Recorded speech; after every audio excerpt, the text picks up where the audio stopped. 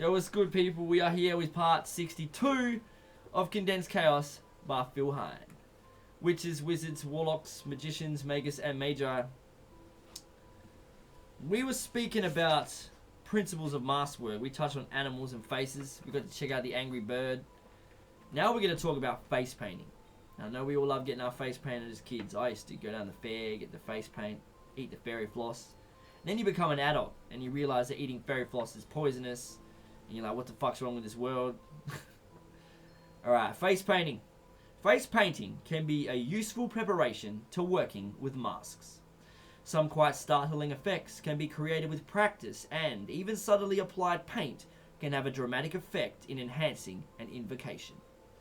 The application of face makeup has been in itself a ritualized act from the most ancient times, as a way of invoking and projecting an image that one wishes to identify with. It can be extended to body painting, for example, and used to enhance the animal's exercise mentioned earlier. The possibilities are limitless once you start to explore the different media. Props. Where are my props at? It can be surprising how effective using a simple prop can be as an aid to playing other roles and projecting different images of yourself. An exercise used in a mask exploration group was for one person to give everyone else in the group a single prop and ask them to use it in such a way as to suggest a particular character or stereotype. This was both amusing and instructive. For example, a faded poncho gave rise to Clint Eastwood, complete with slow, purposeful walk and gunfighter's poise. A pair of mirror shades threw up a Mr. Cool character, as you might see in any American cop show.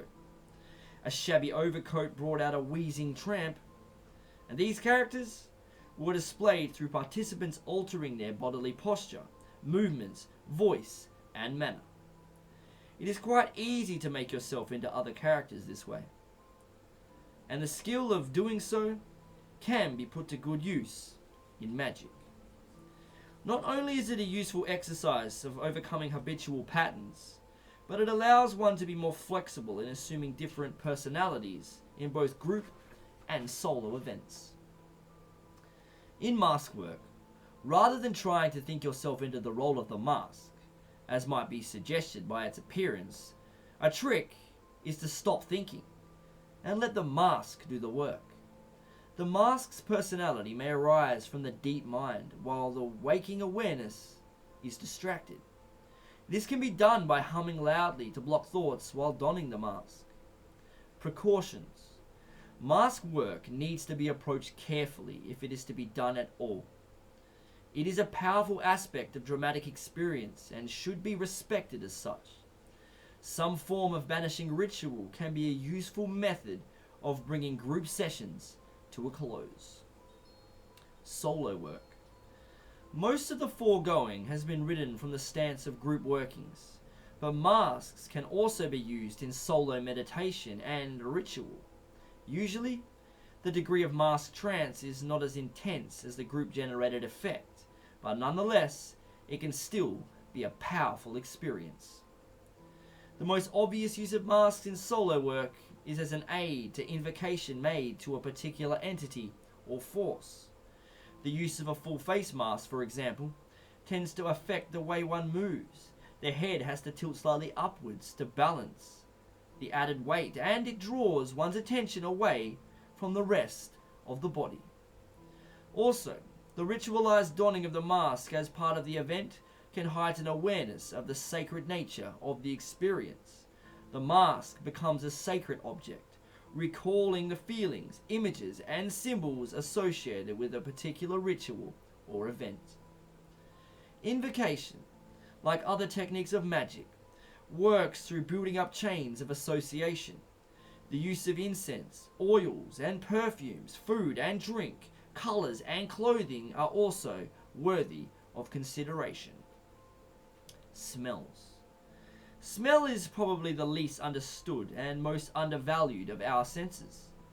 We rely so much on sight and hearing that smell affects us almost subliminally. This is in contrast to most other animal species. Many animals receive much more information about their environment via smell than sight or sound. The power of smell is that it evokes associations, memories, hunger, sexual arousal, and fear can all be brought into conscious awareness by a particular smell in a way that is both immediate and intense. Hence the use of incense in building a ritual atmosphere. Over the last decade or so, the investigation of the properties of smell has increased. Aromatherapy is becoming increasingly popular, and most hospitals now have coma kits which contain very strong synthetic smells which are used to stimulate patients who are in a deep coma following a trauma. One of the difficulties with smells is that unless you are used to working with them, they are difficult to describe. It is much easier to recall a sight than a smell, and when trying to describe a smell from memory, we rely heavily on symbolic associations. We're going to stop it there and we will return. We're going to talk about food and drink, clothing, dressing the part, musical instruments, whirlers, rhythm makers, sustained notes. It's getting exciting. I've almost finished this book too. Oh yeah. Alright.